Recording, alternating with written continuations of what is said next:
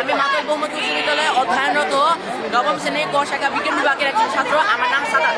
আজ আমরা এখানে একটি প্রকল্প তৈরি করেছি, এর নাম হচ্ছে হাইড্রোকার্বন জৈব যৌগের ভৌত পরিবর্তন ও দহন প্রকল্প।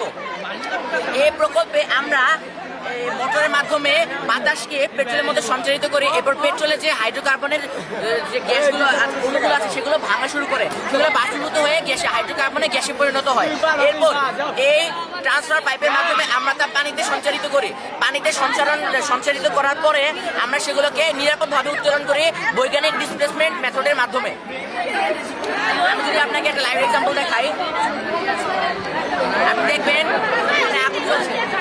আমরা এই হাইড্রোকার্বনের এই পিওর গ্যাসটাকে দাহ্য পদার্থ, তাই আমরা এটিকে ফিউল হিসেবে ব্যবহার করতে পারি।